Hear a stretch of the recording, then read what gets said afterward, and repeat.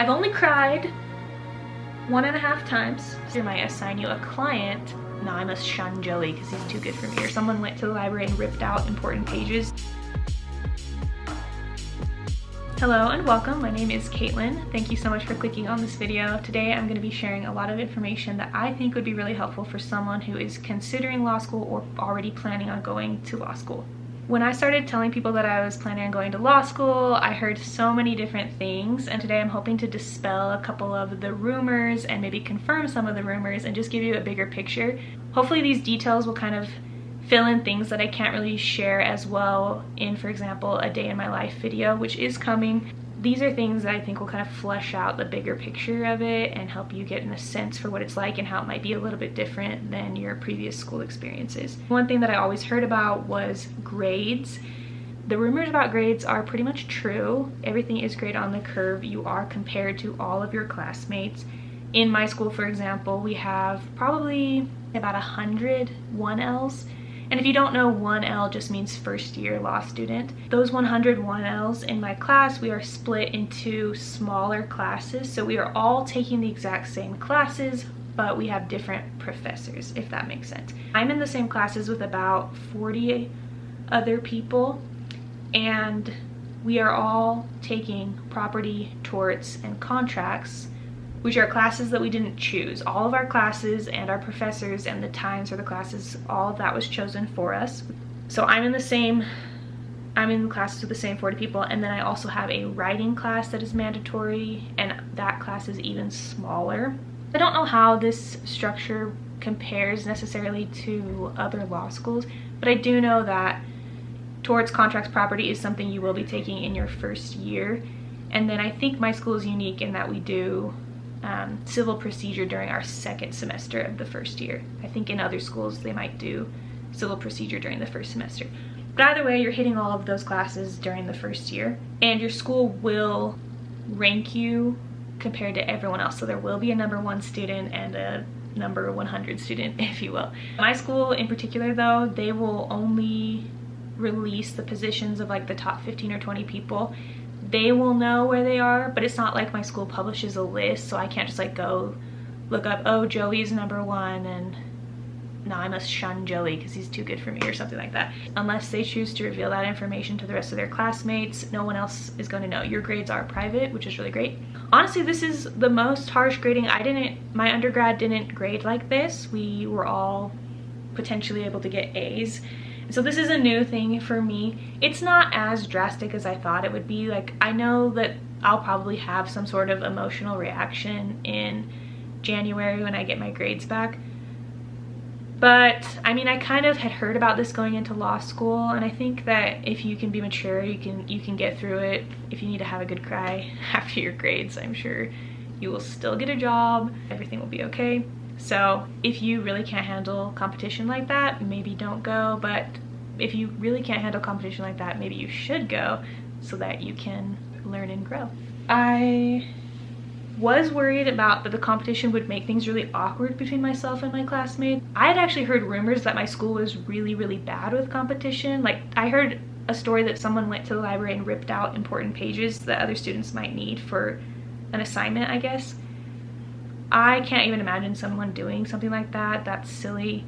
For the most part, people are really cool, and we have a lot of common interests because obviously we all wanted this like challenging school situation. Like, we voluntarily put ourselves into this, and so I found that I have a lot in common with most of my classmates and that they're all pretty interesting, great people. Many of them are really willing to help. I try to take active measures to be okay with the competition and try to be at peace with whatever is going to happen. I also heard before starting law school that you can't have a job during law school. That is true.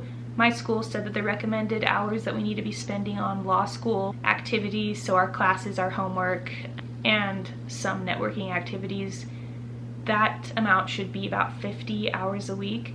I'm not sure if I'm hitting 50 at this point. We're a little over halfway through the semester. I know I probably am doing at least 40, and I'm pretty sure by the end I'll probably be at about 60, especially right before finals. That's kind of my personal work style. I just know from past experience that I'll probably be a little bit of a crammer. I expect to be putting in those hours at the end, and right now I'm pretty much starting to get into the 50 range. Excuse me for looking down to the left all the time. That's where my notes are, so I'm just checking just to make sure I cover everything. Someone told me before I started law school that the only way to get through law school was to grab a study group and just study with those same 6 people the whole semester. I have found that to be totally not true. Study groups are encouraged by my professors, but it is not mandatory by any means, and I know people that don't meet with study groups at all.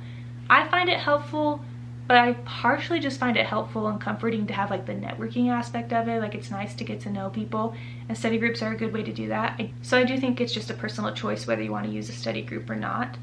I find that sometimes people are catching things that I might miss during class, and those details are very important. So I find a good balance by meeting with study groups frequently, but I wouldn't say I'm even a regular study group participator.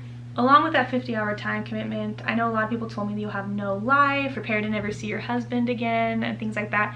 I found that not to be true. I will say that it is definitely a test of your time management skills, and if you have not honed those beforehand, it will be a challenge for you to have a school-life balance. I personally am kind of like at a mid-range level of time management skill. I do tend to procrastinate, and I am not awesome, but I'm not like the worst. Honestly, I think I have a little bit more free time than I did. Okay, that's not true. I have more flexible time than I did when I was working a full-time job, just because when you're working the 9 to 5, you can't really do much during the day, at least at the job that I had. But in school, I love that I go to class and then I can work on homework, and then I go to another class, and then I can go to lunch, and then I can do this or that. I really, really like that aspect of being a student. That's not very different from when I was in undergrad. And actually it's nice because I think most law schools would tend to be like this, where all the classes are in one building, and so you're just always in the same building, always seeing the same people. So that does meet a lot of my social needs right there. I have absolutely reduced the time I'm spending with friends outside of school, but seeing people at school kind of meets my needs as an introvert. If you're extroverted, maybe your extroverted needs will be met by associating with tons of people at school every day, and that will be awesome for you as well. Maybe you'll need to plan in more fun things outside of school. I just try to make time for my husband and a few friends and some family, and I'm even at times willing to do that as a priority over school. At times. It's a balance. So yes, it is extremely demanding on your time, and no, you cannot work. I think that'd be a horrible idea to work. I think you should just get the loans that you need to take care of yourself. It would definitely be too much. I think if I was working right now, or if I were working right now, I would be a total mess. Which leads me to expenses. Someone told me that I needed to budget like $1,000 for books. That's not true. I'm pretty sure I spent under $500, and I chose to rent, which I think is a great option. I know that some people choose to buy their books so they can resell them. I hate reselling my books, so I just rented them, and it's cheaper. Okay, I want to talk about homework and cold calls and class structure, because I heard a lot of things about this, and some of it is true and some of it isn't true in my experience. So you don't have a ton of homework for your classes, with the exception of your writing class, which I'll talk about in a second. Usually you are just assigned a bunch of cases to read. I went into law school thinking that you would just have to read them. Totally not true. It is an interactive assignment. Like, you have to read the case and then pull out important parts of the case, and it's not always easy to identify those parts, and then write it down so that you're prepared for a potential cold call in class. So you don't get points for those readings or those briefs, but you will want to have the brief as a record in your notes so that you can refer to it from time to time, because the cases do build on each other as the semester goes on, and you'll be learning the law through those cases. I think it's super fun. I think it's awesome. I'm totally down to read cases. I really find it enjoyable, but not everyone does. Even people who I felt like had similar interests in the law that I did have told me that they hate reading cases. To each their own. It's not a deal breaker for law school at all. It's just something to be aware of. A lot of writing, like my hand hurts all the time from how much I have to write. I do choose to do these handwritten, but some people type them and print them out before class. Most of my professors don't actually allow you to have a laptop in class. I'm fine with that because when I have a laptop, I will inevitably get distracted and look at other things online. It is true that you have cold calls. My professors are really, really nice. I know that in other law schools, they're not always nice. Cold calls, in my experience, can look quite a bit different depending on the professor. So I have one professor, for example, that will just have you introduce the facts of the case, and it's totally not a big deal, and she'll usually kind of step in and give you the facts anyway, so it's very low stakes. On the flip side, I have a professor who will have you come up in front of the class and give tons of information about the case, and he'll ask you questions and change the facts and test you on your knowledge of it. For that class, I spend a lot more time on the readings because I want to be prepared if I have to go up there. But that's also my favorite class because I think the professor is the most engaging and actually the most skilled educator of the 4 professors that I have. I have another professor who she'll have you give the facts of the case and ask you some questions about it, but it's a little bit lower stakes. You stay in your seat. Her questions are more policy based, like, do you think this is a good idea, or do you think that this is a bad idea, or do you like this rule, or what about how does this relate to this other case? And so those are a little bit easier than the professor who has us come in front of the class and give all the details about the case, because he's really looking for facts from the case to support all the answers that you give to the questions that he's asking you. It's really nerve-wracking. I had to go up and do it today. I didn't have to do a case. It was actually for a question that he asked us in class, and I had to go and reason through it, and it's just totally nerve-wracking. But my background is in theater, and I'm not an actress, but I majored in theater art studies, and I had to take an acting class and a storytelling class, and in a lot of my classes we had to do skits in front of each other, and so I got a little bit more used to that. The court is another theater, you know? But I have some friends that they're like totally smarter than I am and know more than I do, and they hate the cold calls because they hate going up in front of everybody. Other things that might be helpful to know are that some professors include a midterm and other professors don't. Most professors will include some sort of test prep type assignment where they will give you a fact pattern, and from all those facts you have to apply the law that you've learned so far and argue both sides and see what you think the court might decide. If you're expecting to go to law school and actually learn the law, I think that you will be disappointed. We've learned some basic laws that are pretty general throughout the country, but the problem is that the law is different for every state, so there's no way that your law school could teach you the actual law for the state you're going to be practicing in, because odds are it's different from the student sitting next to you. I like it. I think it's more philosophical that way, and it's kind of fun to be high level, but I'm also aware that in 3 years' time, I will, actually sooner than that, I'm aware that this summer I'll probably have to be actually doing something with the law for my employer, and I'll need to have those skills that I'm not getting in my main classes. Luckily, the writing class, which is, honestly, it's my least favorite class. So people always talk to me about legal writing and how it's so different from normal writing. Yes and no. All of your writing skills that you've built up to this point will serve you well. If you're a strong reader and writer, it genuinely will help you because you'll be able to read through cases faster. Your vocabulary will be larger, and there is a large vocabulary being used in law school. What am I saying? So my whole life I learned to basically create a thesis and then spend the rest of the paper backing up my thesis.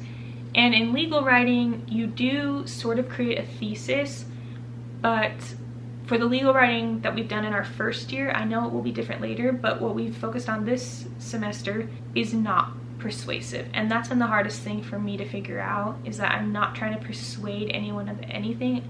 I'm just trying to tell my reader exactly how it is. So I'm trying to tell them, this is the law, these are other cases where this law has been applied, and this is how they turned out, and this is the case that I'm working on, and I think that it might turn out this way, whether it's good or bad for the client that my professor assigned us.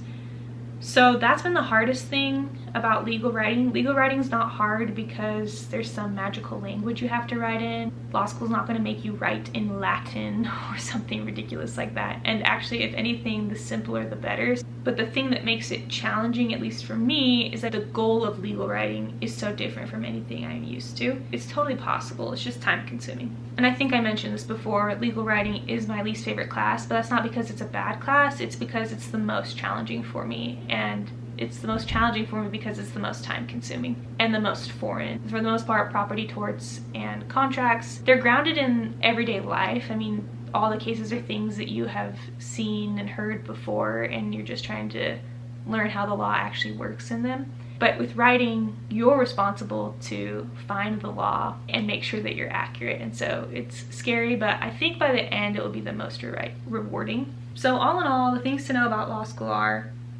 it's a huge volume, but it's totally doable. I've only cried like 1.5 times, and I think both times it was just from exhaustion. For me personally, I don't feel more stressed in law school than I did in my undergrad program, and I was writing plays and I found that to be harder than anything that I've done here so far. So is it challenging? Yes, but odds are if you're interested in law school, you're probably up for a challenge. Again, once it gets to finals, I might be singing a different tune, but halfway through the first semester and I feel okay.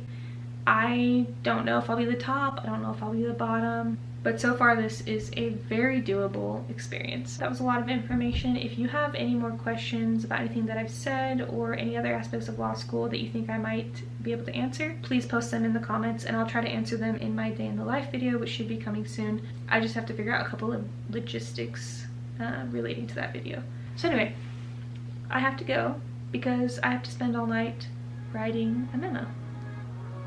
But this is the life that I chose. I hope this was helpful. I hope you have a wonderful day, and I'll see you next time.